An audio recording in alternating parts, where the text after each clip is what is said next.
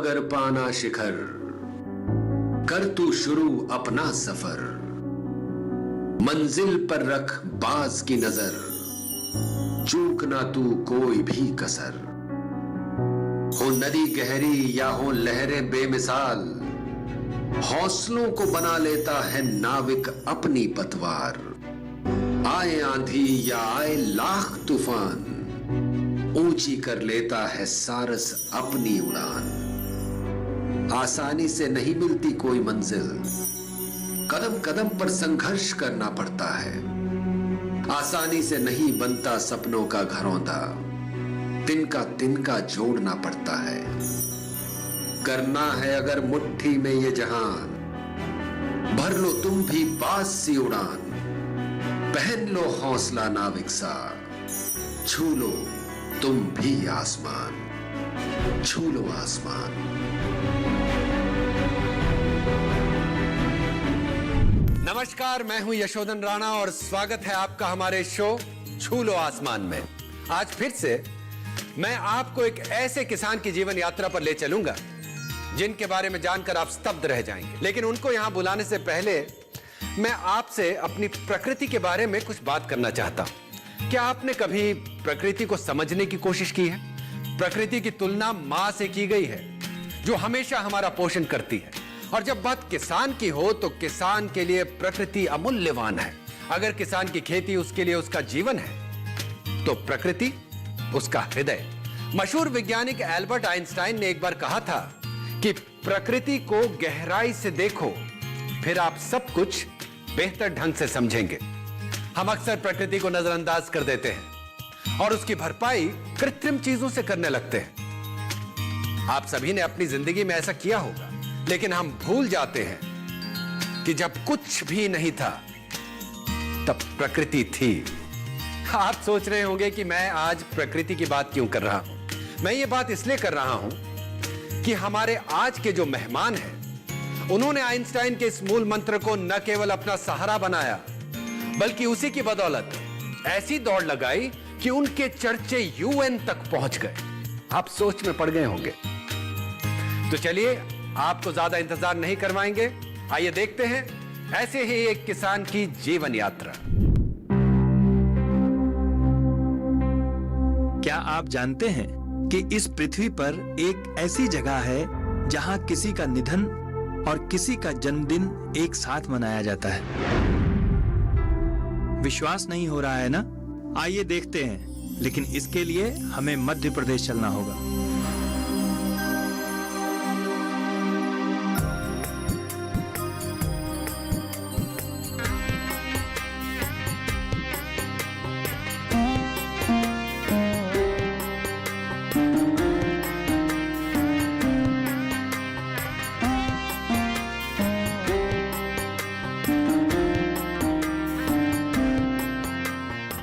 नमस्कार नमस्कार धर्मेंद्र सिंह जी, नमस्कार।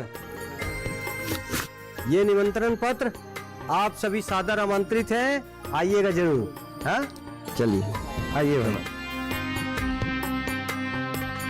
नमस्कार नमस्कार।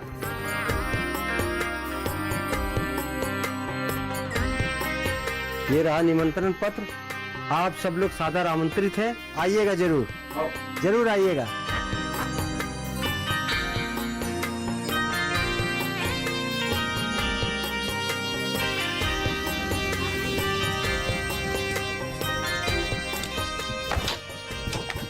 रघुनाथ जी, ये आप किस चीज का निमंत्रण पत्र बांट रहे हैं? निमंत्रण पत्र हम बांट रहे हैं पगड़ी रस्म का, और इसमें आप भी आमंत्रित हैं और अपने दर्शकों से कहिए वो भी इसमें शामिल हों। जरूर आइएगा। ये पगड़ी रस्म है क्या? पगड़ी रस्म में हम ट्यूबवेल का पगड़ी तालाब को पहनाते हैं और इसी दिन हम ट्यूबवेल का दाह संस्कार और तालाब का जन्मदिन मनाते हैं। जरूर आइएगा, आप आमंत्रित हैं, आइए। जी हाँ, ठीक सुना आपने, ट्यूबवेल का दाह संस्कार और तालाब का जन्मदिन। ये कैसी अजीब प्रथा है। इसे जानने के लिए हमें रघुनाथ सिंह तोमर और देवास के इतिहास में जाना होगा।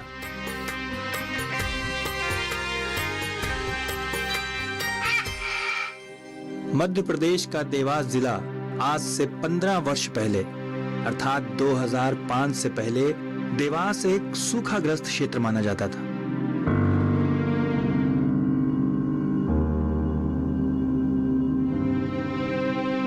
यहाँ के किसानों की स्थिति काफी दयनीय और चिंताजनक कही जा सकती थी। ऐसा नहीं था कि यहाँ की भूमि बंजर थी, भूमि काफी उपजाऊ और खेती के लिए उपयुक्त थी, लेकिन फिर भी किसान गरीब थे। उसका प्रमुख कारण था जल का अभाव। खेती के लिए सिंचाई का जल उपलब्ध नहीं था।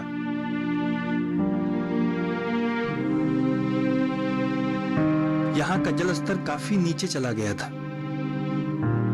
और सारा क्षेत्र सूखाग्रस्त हो चुका था। ऐसी स्थिति में खेती करना एक दुर्लभ कार्य था और इससे लड़ते हुए किसान बद से बदतर और गरीब से गरीब होते जा रहे थे। इसी कालखंड में देवास के गांव हरनावदा में एक किसान समुद्र सिंह तोमर रहते थे। समुद्र सिंह के पास खेती लायक 80 एकड़ जमीन थी। इतनी बड़ी जमीन होने के बाद भी समुद्र सिंह खेती के व्यवसाय में संघर्ष करते नजर आ रहे थे, क्योंकि खेती के लिए पर्याप्त पानी नहीं था। समुद्र सिंह के परिवार में उनकी पत्नी मथुरा के साथ 5 बच्चे, जिनमें 2 बेटियां और 3 बेटे थे। लेकिन आज हम बात कर रहे हैं बीच वाले बेटे रघुनाथ सिंह तोमर की। रघुनाथ की रुचि भी खेती की तरफ थी और वो भी अपने भाइयों के साथ पिता की खेती में मदद किया करते थे। तभी पिता समुद्र सिंह तोमर की 1980 में असामयिक मृत्यु हो गई।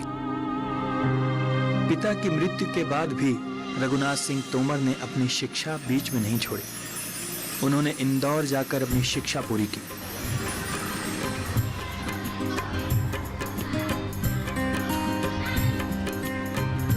शिक्षा पूरी करने के बाद रघुनाथ सिंह तोमर गांव वापस आए।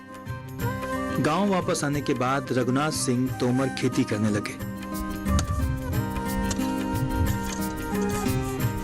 लेकिन खेती का भविष्य अंधकार में दिख रहा था। लगातार हर साल उन्हें खेती में नुकसान उठाना पड़ रहा था। रघुनाथ सिंह निराश हो चले थे, लेकिन उन्होंने हिम्मत नहीं हारी। वो एक बात समझ चुके थे कि उनके पास संसाधन और मेहनत की कमी नहीं थी। पूर्वजों की खेती लायक 80 एकड़ जमीन थी और वो स्वयं मेहनत करने को भी कटिबद्ध थे। कमी थी तो सिंचाई के पानी की, और इसको ध्यान में रखते हुए उन्होंने सिंचाई के पानी के लिए खेत में ट्यूबवेल नल लगवाया।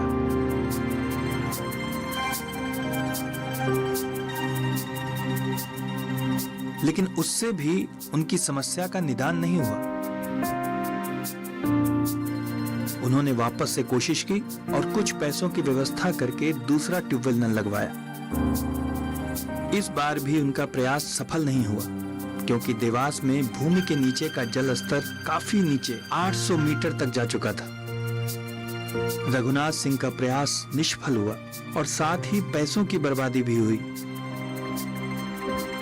तब रघुनाथ सिंह अपने गुरु प्रबल जी महाराज की शरण में गए और जल की समस्या को लेकर गुरु जी से एक हवन करवाया। हवन से जल का स्तर तो नहीं बढ़ा, लेकिन उनके गुरु ने उन्हें एक गुरु मंत्र देते हुए कहा, तुम एक तालाब बनाओ, देखना उद्धार होगा। लेकिन रघुनाथ सिंह गुरु जी की बात का ठीक से ध्यान नहीं दे पाए और उनका जीवन उसी तरह संघर्ष करते हुए बीतने लगा। तब तक रघुनाथ सिंह तोमर देवास जिले के किसान महासंघ के अध्यक्ष बन चुके थे और इस सिलसिले में उन्हें एक किसान सम्मेलन के लिए राजस्थान के कोटा जाना पड़ा।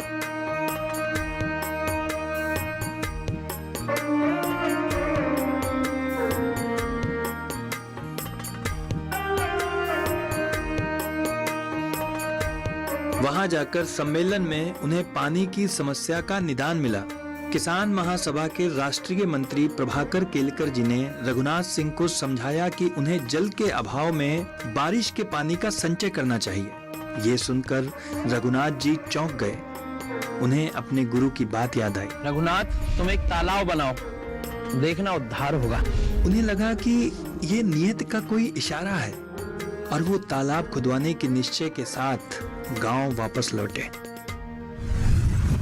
दादा पागल हो गए हो? आपको पता नहीं कि आप क्या कर रहे हो?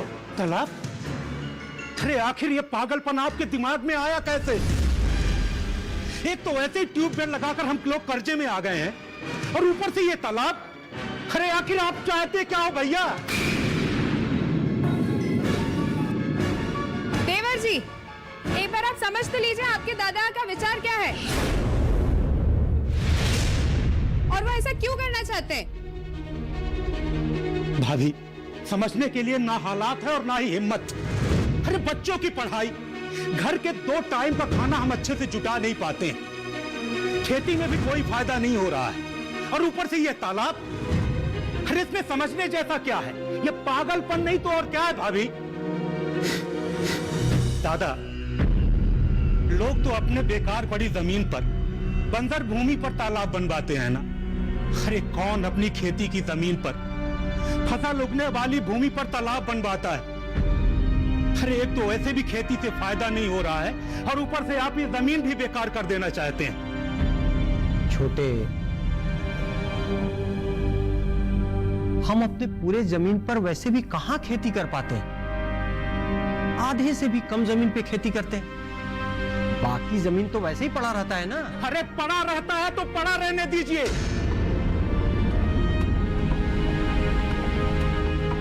कम से कम जरूरत पड़ने पर उसे बेच तो सकते हैं।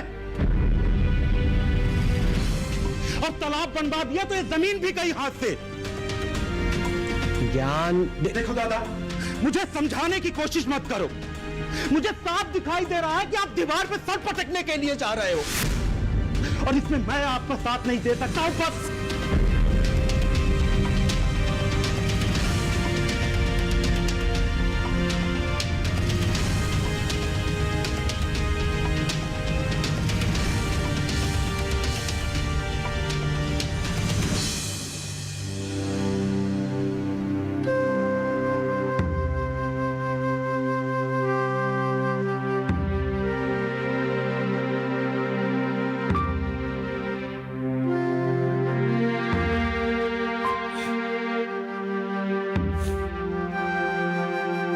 बेटा, अगर दिल में कोई आवाज उठती है तो फिर तुझे किसी से पूछने की जरूरत नहीं है, क्योंकि दिल की आवाज ही भगवान की आवाज होती है। हिम्मत रख, सब ठीक हो जाएगा, सब। माँ की बातों से रघुनाथ जी को प्रेरणा और हिम्मत मिली। इसके बाद रघुनाथ जी ने माँ और पत्नी की मदद से तालाब का काम शुरू किया।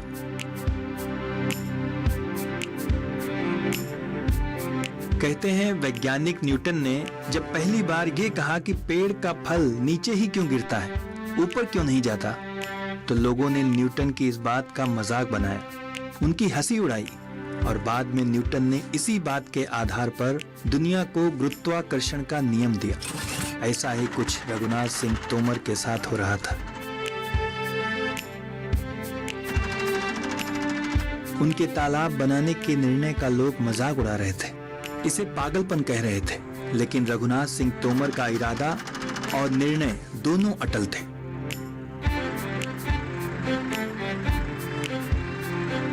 और फिर 2 महीने के अथक परिश्रम के बाद रघुनाथ सिंह ने तालाब बना डाला और इसके तुरंत बाद बारिश हुई और ऐसी बारिश हुई कि पूरा तालाब पानी से भर गया। अब रघुनाथ सिंह तोमर के पास खेती की सिंचाई के लिए पर्याप्त पानी था।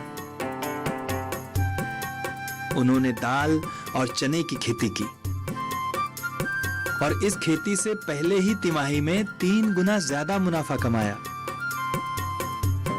2005 में 1,25,000 रुपए का मुनाफा हुआ। रघुनाथ सिंह की सफलता पर लोग आश्चर्य थे, घर में खुशियों की लहर दौड़ गई और छोटे भाई ज्ञान सिंह को अपनी गलती का एहसास हुआ। गलती हो गई दादा, माफ कर दो।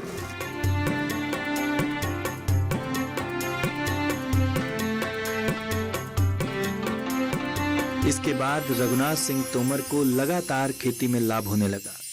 उनकी आर्थिक स्थिति दिन पर दिन मजबूत होती चली गई। अब तक रघुनाथ सिंह तोमर एक सफल किसान हो चुके थे, लेकिन नियत को यहीं तक मंजूर नहीं था। नियति तो रघुनाथ सिंह के द्वारा देवास जिले की नियति बदलने का मन बना चुकी थी। तालाब बनाने के अपने प्रयास से जब रघुनाथ सिंह खेती में सफलता के झंडे गाड़ रहे थे, उसी समय दूसरे किसानों की स्थिति दयनीय थी।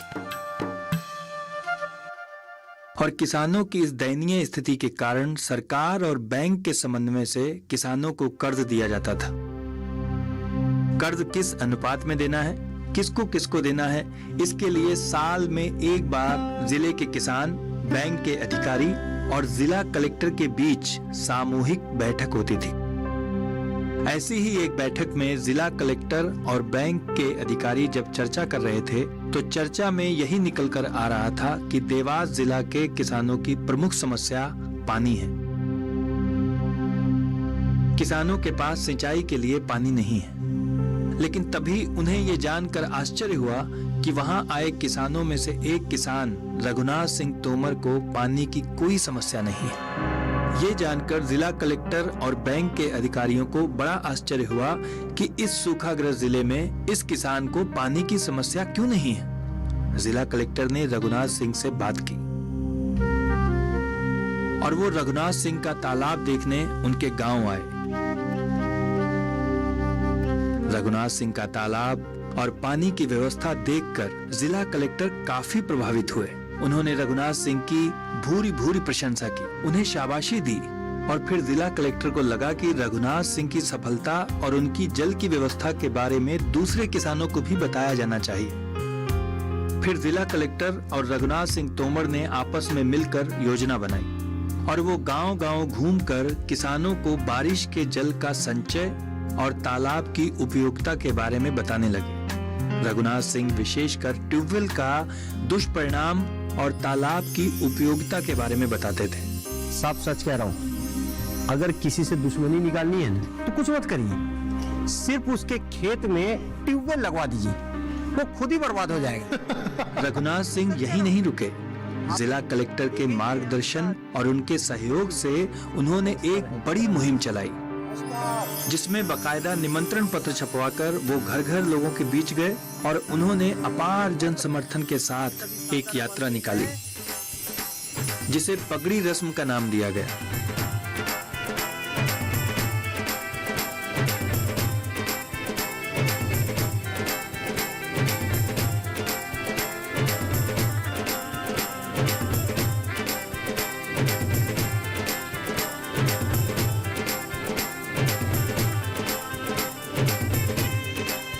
इस यात्रा में ट्यूबवेल की शव यात्रा निकाली गई। फिर ट्यूबवेल से पगड़ी उतारकर उस पगड़ी को तालाब को पहनाया गया।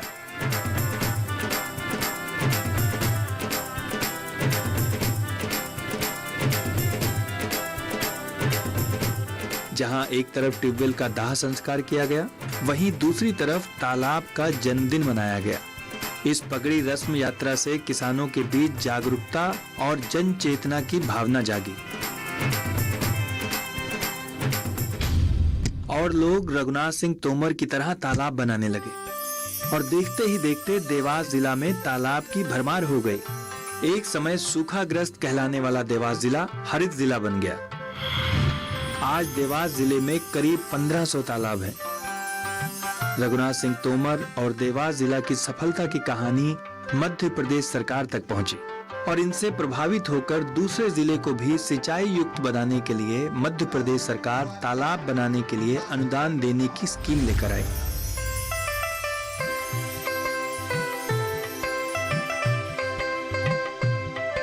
कौन कहता है कि आसमां में सुराख नहीं हो सकता? एक पत्थर तो तबीयत से उछालो यारो।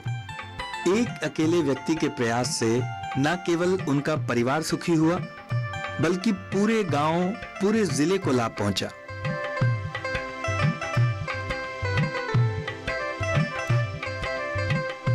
इनकी इन उपलब्धियों को यूनाइटेड नेशन में भी सराहा गया। इसके साथ रघुनाथ सिंह तोमर को कृषि विकास भागीरथ कृषक, राष्ट्रीय सर्वोत्तम कृषि पुरस्कार और कृषि उत्पादन और उत्पादकता के सम्मान से सम्मानित किया गया।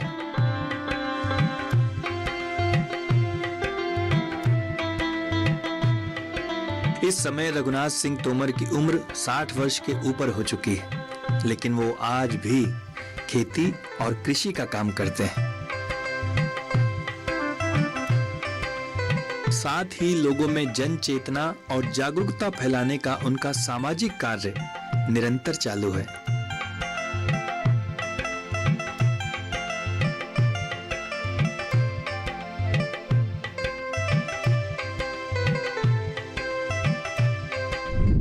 मैं स्तब्ध हूं रघुनाथ सिंह तोमर की जीवन यात्रा देखकर कि कोई प्रकृति को इतना कैसे समझ सकता है। जहां लोग नई नई तकनीकी चीजों के आविष्कार में लगे रहते हैं, वहां इन्होंने बारिश के पानी को संचित करके क्रांति ला दी। तो आज के हमारे मेहमान हैं मध्य प्रदेश के क्रांतिकारी किसान ठाकुर रघुनाथ सिंह जी तोमर, जिनसे हम मिलेंगे ब्रेक के बाद। तो हमने शुरुआत करी, प्रस्ताव घर रखा, 4 में रखा है, घोर विरोध हुआ। कोई क्या बात है, पागलपन है। पर हमारी माता जी उनने बताया बेटा तो कर, जो काम कर, कोई दिक्कत नहीं। फिर हमने शुरुआत करने की बिल्कुल ठान ली। छू लो आसमान।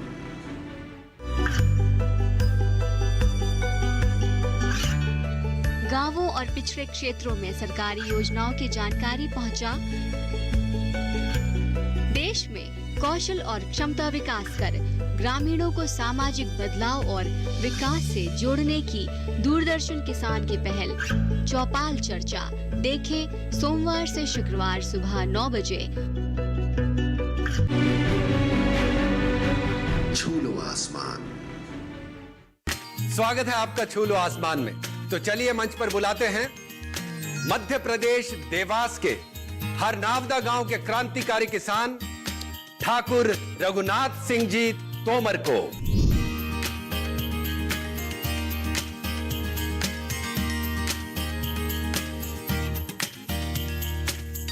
नमस्कार रघुनाथ। रघुनाथ जी, आपका स्वागत है हमारे शो में। धन्यवाद।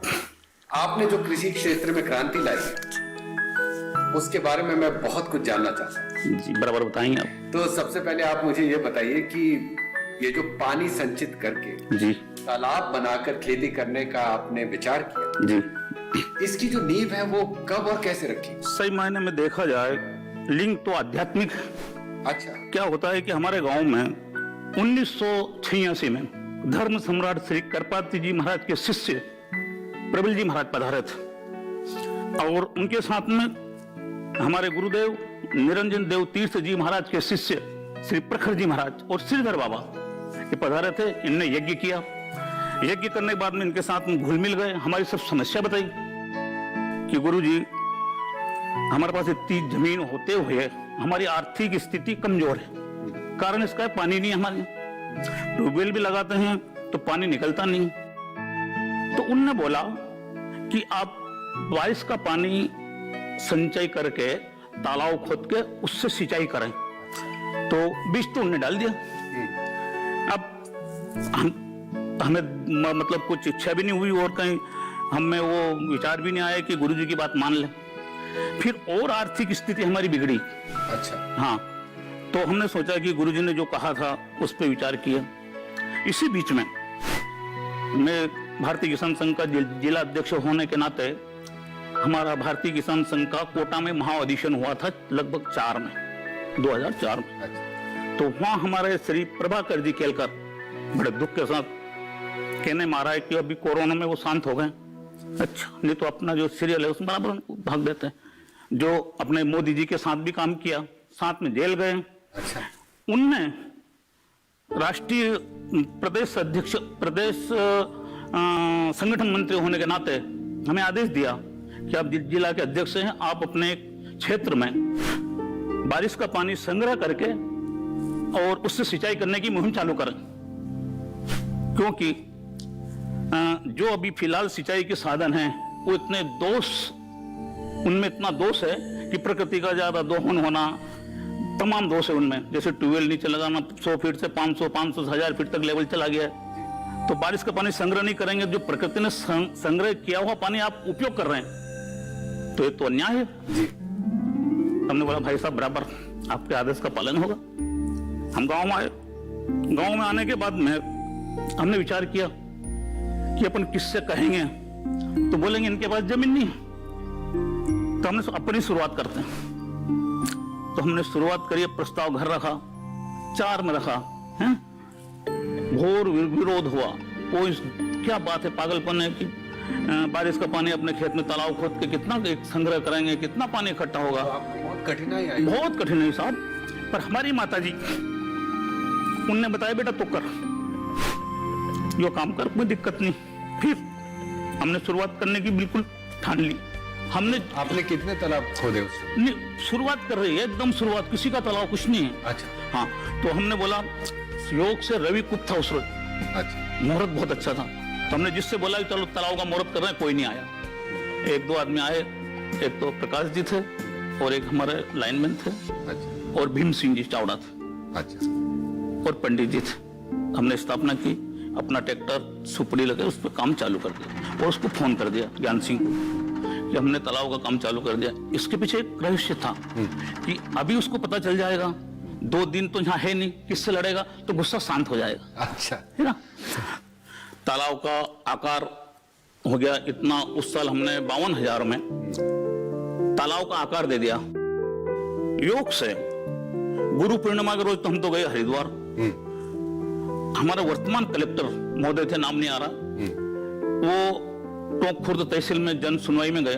अच्छा, वहां पे उन्होंने देखा तालाब को, इधर से जाते वक्त देखा, उधर से बोले कि मुझे हरनावता तालाब पे रुकना है।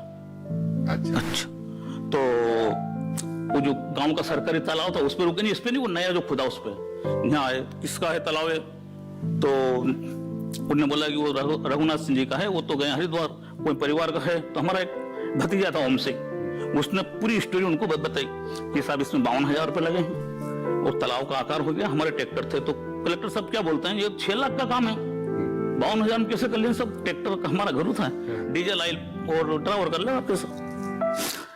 फिर अब जैसे आए कलेक्टर साहब के साथ में पूरी मुहिम थी, पत्रकार वगैरह, उसमें से पेपर में छपा। अच्छा। हमारे यहाँ है प्रभात किरण निकलता है, हथेली पर तालाब, संपादकीय छपा उसमें। अच्छा, हथेली पे तालाब। और जैसे ही उसमें जो पानी इकट्ठा हुआ, हम डॉलर चना बोते हैं, पर उस तालाब के पानी से 15 बीघा में फेर पाए हम पानी। अच्छा, तो वो पानी छोटा सा तालाब था, तो उसका जो हमें 3 कुंटल पर बीघा हुआ, और दूसरी सूखी खेती का 1 कुंटल बीघा हुआ। सीधा सा गणित 2 कुंटल ज्यादा हुआ।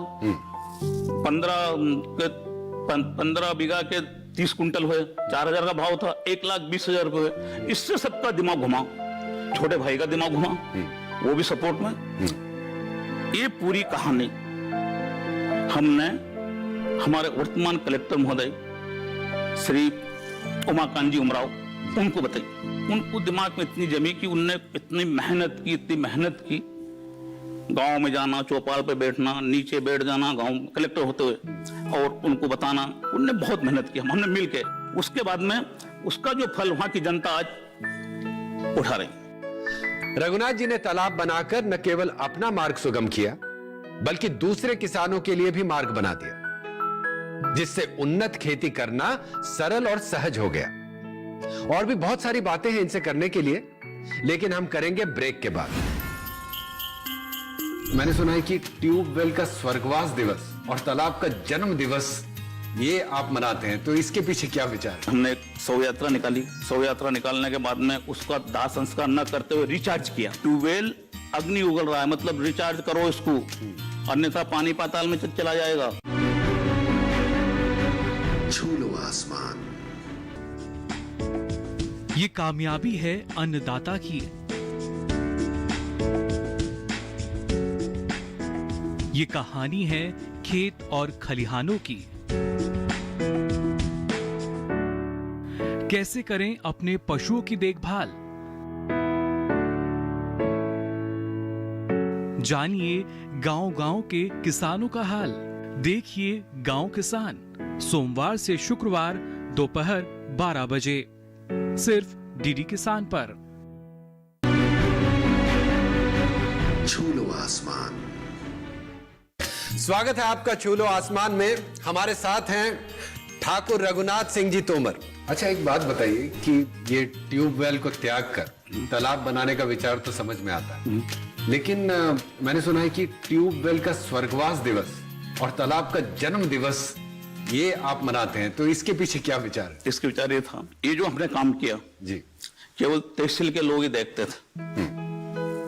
तो हमारे उमाकांत जी उमराव के दिमाग में आया अच्छा कि ठीक है, ऐसा करते हैं, इसको कुछ जनता जाने, देश विदेश जाने, ऐसा कोई योजना बनाते हैं। तो इस योजना बनाई, ट्यूबवेल की शव यात्रा निकालेंगे। शव यात्रा? हाँ, और फिर शव यात्रा निकल की पगड़ी रस्म करेंगे, तो ऐसा प्रोपेगेंडा करेंगे जिससे मीडिया रहेगी, सबका ये करेंगे। मैंने ठीक है, आप प्लान बनाओ, मैं तैयार। फिर हमने एक शव यात्रा निकाली, और शव यात्रा निकालने के बाद में उसका दाह संस्कार न करते हुए रिचार्ज किया। अच्छा, कि ये ट्यूबवेल अग्नि उगल रहा है, मतलब रिचार्ज करो इसको, अन्यथा पानी पाताल में चला जाएगा। दूसरी बात कि इससे जो बहुत गहरे से आप पानी निकाल रहे हैं उसमें बहुत अवगुण है, आपकी जमीन बर्बाद हो जाएगी, जमीन उपजहीन हो जाएगी। 1000 फीट का पानी नीचे से निकालोगे, पानी थोड़ी जहर, अति दोहन कर रहे हो। तो ऐसा सब कुछ हुआ। हमने शव यात्रा निकाली, उसको रिचार्ज किया, भस्मासुर नाम दिया गया। भस्मासुर? हाँ, तो जिसके ऊपर हाथ धरे वो मर जाए, भस्मासुर गए। तो जो ट्यूबवेल के पानी से सिंचाई करे तो उसकी जमीन बेकार हो जाती। ये उद्देश्य था उसका।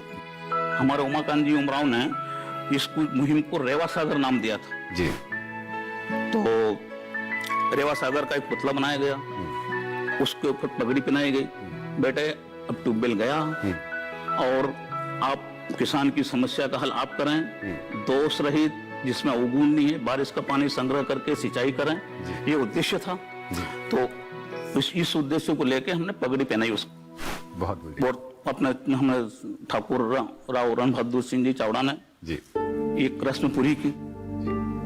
तो रघुनाथ जी, जब आपने खेती शुरू की थी जी, तब की खेती और अब की खेती में क्या अंतर है? जमीन आसमान का अंतर। जमीन आसमान।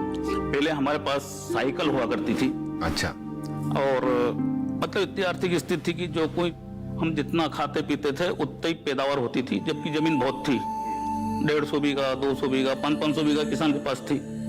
और जो ट्यूबवेल से करता था उसकी जमीन खराब होके वो तो बंजर हो जाती थी, तो लाश ही लाश था। पर बारिश का पानी संग्रह करके तालाब से जब हमने सिंचाई की तो उससे बहुत अच्छी पैदावार आई।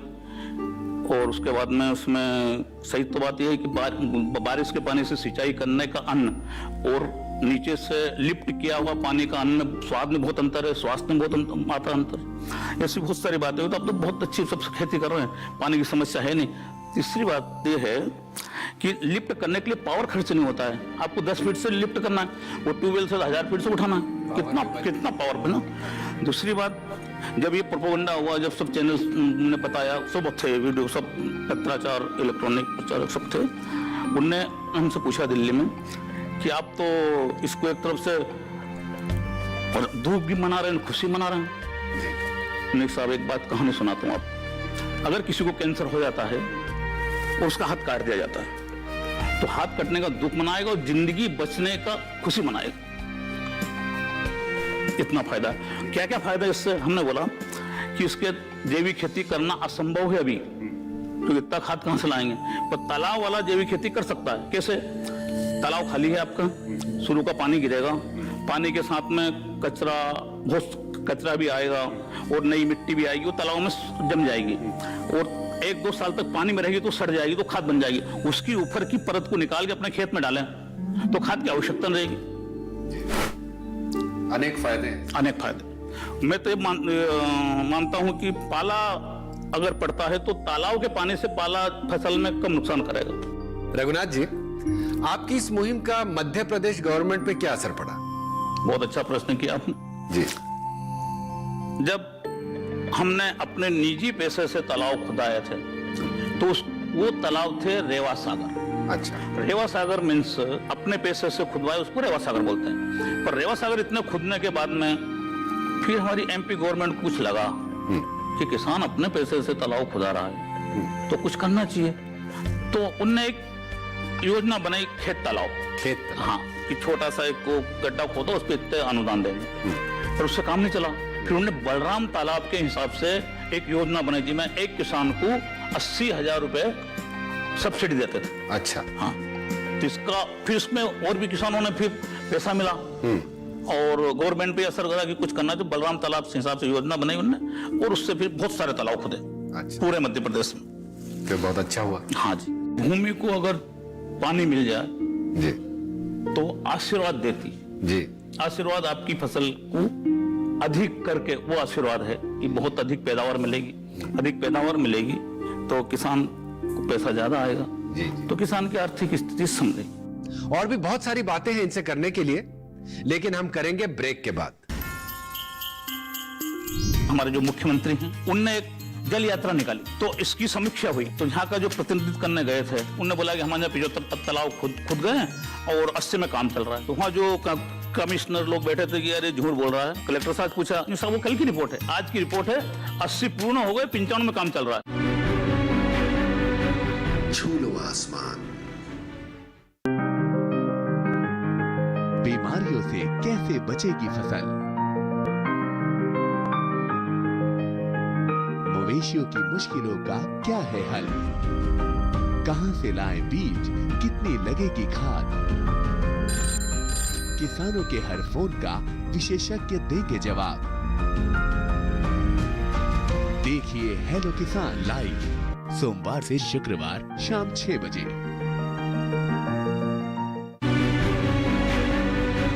छू लो आसमान। स्वागत है आपका छू लो आसमान में। हमारे साथ हैं ठाकुर रघुनाथ सिंह जी तोमर। रघुनाथ जी ने जब पानी संचित करने का निर्णय किया था तब वो अकेले थे, लेकिन आज मध्य प्रदेश के लगभग सभी किसान पानी संचित करके खेती करते हैं। देखते ही देखते सब इन्हीं के पदचिन्हों पर चलने लगे। एक सफल मार्गदर्शक के रूप में ये उभर कर आए। ये सब कैसे हुआ, आइए जानते हैं इन्हीं से। रघुनाथ जी जी, आपने जब तालाब बनाकर सफलता पाई जी, तो बाकी के किसानों ने भी इसे अपनाया, ये कैसे हुआ? ये ऐसे हुआ, हमने जब तालाब का फायदा देखा जी, और जो विरोधी थे हमारे परिवार में, हमारे भाई, वो सपोर्ट में हो गए जी। तो हमने सोचा कि ये मुहिम अपन तो चला नहीं सकते हैं, खेती करेंगे कि मुहिम चलाएंगे जी। तो हमारे यहाँ के वर्तमान कलेक्टर श्री उमाकांत जी उमराव को एक स्टोरी मैंने पूरी सुनाई जी। उन्होंने फिर एक योजना बनाई जी, स्वास्थ्य विभाग, एग्रीकल्चर जी, बिजली विभाग, फॉरेस्ट, इनको सबको बोला कि 5-5, 50-50 किसान इकट्ठा करो हम, और हमारा नाम दिया भागीरथ ट्रेनर किसान। तो उन किसानों के बीच में हमारी जो स्टोरी है ये हम बताते, इसमें सब आया हुआ था। आप निर्णय लेंगे तो आपके घर में विरोध होगा, हमारे घर में भी हुआ। जो विरोधी थे वो आपस सपोर्ट में हुए, आपके यहाँ भी ऐसा होगा। तो ये बात किसान ने ली और उमाकांत जी उमराव इसमें इतनी मेहनत की है उनने जी। दाएं देखे न बाएं देखा, बहुत काम किया। उसके बाद में किसानों ने इसको अपनाया। फिर वो मुहिम चली जी, जो उमाकांत जी ने चलाई जी। तो इतनी मुहिम चली। उसी टाइम पे अप्रैल में शिवराज सिंह जी चौहान हमारे जो मुख्यमंत्री हैं उनने एक जल यात्रा निकाली। जल यात्रा उनका उद्देश्य था कि बारिश का पानी संग्रह करें। तो इसकी समीक्षा हुई। 1 अप्रैल को जल यात्रा निकली, 1 मई को समीक्षा हुई भोपाल में। तो यहाँ का जो प्रतिनिधित्व करने गए थे हमारे देवास के, उन्होंने बोला कि हमारे यहाँ 75 तालाब खुद गए हैं और 80 में काम चल रहा है। तो वहाँ जो कमिश्नर लोग बैठे थे कि अरे झूठ बोल रहा है, इनके कलेक्टर से पूछो। कलेक्टर साहब पूछा, साहब वो कल की रिपोर्ट है, आज की रिपोर्ट है 80 पूर्ण हो गए, 95 में काम चल रहा है। अच्छा। वो बोल रहे यार इतनी, ये तो और भी ज्यादा ऊंची दर है। तो वहां से जो वो जो टीम आई, उनने जब देखा, उनने बोला यार बहुत काम चल रहा है। वो इतने प्रभावित हुए, जहां देखो जहां तालाब का काम चल रहा है, जहां देखो जहां तालाब का काम चल रहा है। अब उनने योजना बनाई राजस्थान वाले ट्रैक्टरों से उनको बुलवाया कि वो ट्रैक्टर उपलब्ध करवाए, बहुत मेहनत की उन लोगों ने। तो इस प्रकार इसकी बहुत बड़ा रूप हुआ, इतना बड़ा रूप हुआ इसका कि विदेश के आने लगे। बिल गेट्स के आदमी आए हमारे यहाँ। अच्छा। वो क्या बोलते हैं कि हमारे पास बहुत पैसा पड़ा है पानी के लिए काम करने का। हमने बोला साहब तालाब तो हमने खोद लिया, और आपका पैसा लगाना है तो हमारे हर किसान के तालाब में कुआं खोद दो, ताकि वो पानी विशेष होगा अंदर जाएगा वापस आ जाएगा, अब इसको पैसा लगाओ। तो उन्होंने कोई सुनी उन्हें कुछ नहीं की। पर संयुक्त राष्ट्र संघ की टीम आई। अच्छा। हाँ, उनने जब यहाँ देखा तो उनने बताया, वहां से प्रशस्ति पत्र मिला है हमारे कलेक्टर महोदय को, देवास जिले को, कि देवास जिले में पानी की समस्या का हल जो विश्व को बताया है, इससे अच्छा कोई हल हो ही नहीं सकता। तो इतने सारे अब तालाब हैं आपके क्षेत्र में, तो इससे पर्यावरण तो बहुत अच्छा हो गया होगा। और मैंने पर्यावरण सुना है कि बहुत जो तरह के पक्षी हाँ जी, पलायन कर गए थे, जी जी पक्षी पशु जैसे हिरन, जी, नीलगाय, जंगली सुअर और सोन बतख, जी, ऐसे बहुत सारे पक्षी आए वहां पे आते हैं, और तालाब में पानी भरा रहता है, उसमें अपना जीवन यापन करते हैं, मछली पालन भी कर रहे हैं लोग। यानी चौतरफा फायदा है, चौतरफा फायदा जी। सबसे बड़ा फायदा है पर्यावरण को, जी, भूमि कटाव रुका। आज हमारे देश में मोदी जी मुहिम चला रहे हैं जैविक खेती की, जी, तो इससे प्रचार करना चाहिए कि इसकी मिट्टी को खेत में डालें और उसको रासायनिक से छुटकारा पाए। बहुत अच्छा। अच्छा, मैंने सुना है कि आजकल आप ड्रैगन फ्रूट पे ज्यादा ध्यान दे रहे हैं, तो इसकी कोई खास वजह है? मेरा विचार ये है, हमारा एक पोता है, उसको पढ़ाएंगे, नौकरी करवाएंगे तो आईएएस की, अच्छा, अन्यथा घर खेती करेगा। जी, अभी हमारे यहाँ ड्रैगन फ्रूट के बारे में कोई नहीं जानता, कोई नहीं कर, हमने इसके ऊपर अध्ययन किया है। सबसे पहले ये ड्रैगन फ्रूट की खेती फेल क्यों होती है, उस पर विचार करके उसका समाधान हमारे पास है, फिर हम उसको खेती करेंगे। न कि चीन ही अपने नाम से उसको कि हम ही कर सकते हैं, हम भी करेंगे। चुनौती चीन से हमारी और किसी से नहीं। तो पोते को हमने बताया, बेटे आप आईएएस बनना, अन्यथा दूसरी पढ़ाई करके गवर्नमेंट के ऊपर रोजगार का बोझ मत बनना, गवर्नमेंट का रोजगार का बोझ कम करना, घर खेती करना, 5, 10, 15 आदमी को रोजगार देना। बहुत अच्छी। और ड्रैगन फ्रूट की खेती करेंगे अभी तक, और उसकी योजना चल रही है, बालक को अभी से डाल रहा हूं और वो करेगा। आपकी सफलता में आपके परिवार वालों का कितना योगदान?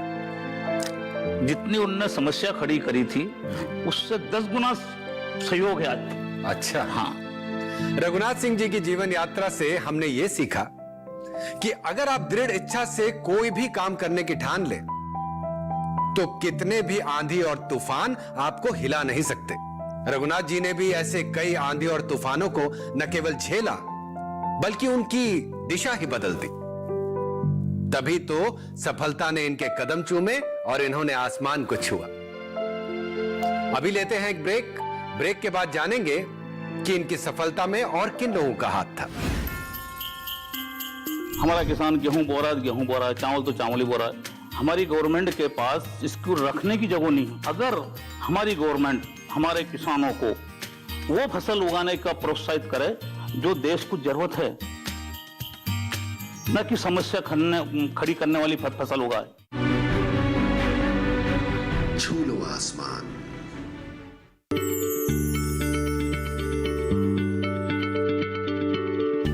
क्या आप किसी बीमारी से परेशान हैं? चाहते हैं डॉक्टर की सलाह? तो हम हैं आपके साथ, बताएंगे आपको जीने की राह।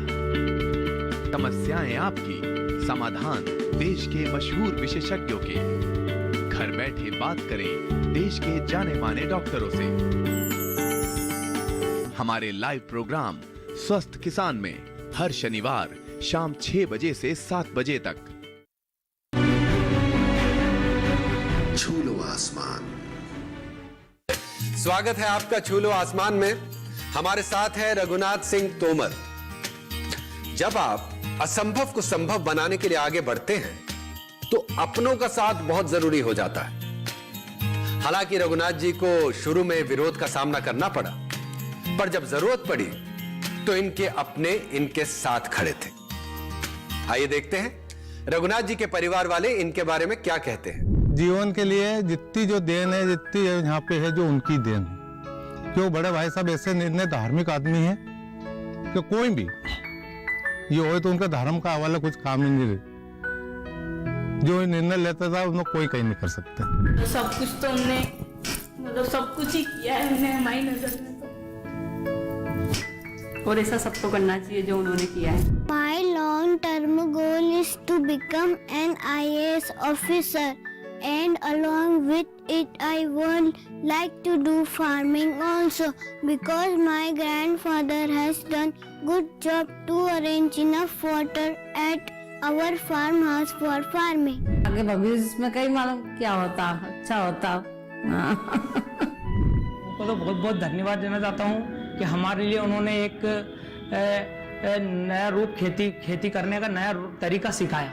क्या तो हम तो रूढ़िवादी तरीके से कर ही लेते, और हम भी चाहते हैं कि अब उसमें हम कुछ नया करें जिससे हमारे पिताजी का नाम और अच्छा हो। सच में अपनों का साथ बहुत जरूरी होता है जीवन को सुखमय बनाने के लिए। वो अपने ही तो होते हैं जो जीवन के हर सुख दुख में आपके साथ खड़े रहते हैं। और रघुनाथ जी के साथ भी खड़ा था उनका परिवार, और खास तौर से उनकी माता जी, जिनका आशीर्वाद आज भी इनके सर पर है। यही तो होती है असली जिंदगी। रघुनाथ जी, आपका बहुत बहुत धन्यवाद कि आप हमारे शो में आए और आपने अपनी जीवन यात्रा हमसे साझा की। रघुनाथ जी, हम आपसे निवेदन करना चाहेंगे कि आप हमारे दर्शकों को कुछ कहें। आपके दर्शक जो अधिकतर किसान लोग हैं उनसे मैं बाद में कहूंगा। पहले मैं हमारे देश की गवर्नमेंट से निवेदन करना चाहता हूं कि हमारे किसानों से वो फसल उगाए जो आपकी समस्या ना खड़ी करे। जैसे हमारा किसान गेहूं बो रहा है, चावल तो चावल ही बो रहा है। हमारी गवर्नमेंट के पास इसको रखने की जगह नहीं है। अगर हमारी गवर्नमेंट हमारे किसानों को वो फसल उगाने का प्रोत्साहित करे जो देश को जरूरत है, न कि समस्या खड़ी करने वाली फसल उगाए। जैसे हमारे देश में भी तिलहन की सख्त जरूरत है, आयात कर रहे हैं, जो है नहीं हमारे पास। दलहन हम आयात कर रहे हैं। तो किसान को मार्गदर्शित करे कि वो ऐसी फसलें उगाए। हमारे किसानों से ये निवेदन करना चाहता हूं कि ऐसी फसल उगाए जो देश के ऊपर बोझ न बने। आपकी मेहनत, जो बड़ी मेहनत करके आपने पैदा करते हैं, वो आज सड़ रही है गोदाम में। ऐसी फसल उगाए जो आपकी मेहनत का उपयोग हो, मेहनत देश के काम आए। देश के हित में जो फसल चाहिए वही पैदा करें। बस आपको बहुत बहुत धन्यवाद कि आपने हमारी कहानी जन जन तक पहुंचाई। बहुत बहुत धन्यवाद। रघुनाथ जी, आपका धन्यवाद कि आपने अपने विचार हमारे दर्शकों के सामने रखे। अब समय आ गया है आप लोगों से और रघुनाथ सिंह जी से विदा लेने का। छू लो आसमान की अगली कड़ी में हम ऐसे ही संघर्षशील और दृढ़ इच्छा शक्ति वाले किसानों से मिलेंगे जिन्होंने असंभव को संभव कर आसमान को छुआ है। तब तक के लिए आप लोगों से विदा लेना चाहूंगा इस उम्मीद के साथ कि आपका और इस देश का कृषि भविष्य उज्जवल रहे, आप स्वस्थ रहे और सुरक्षित रहे। बहुत बहुत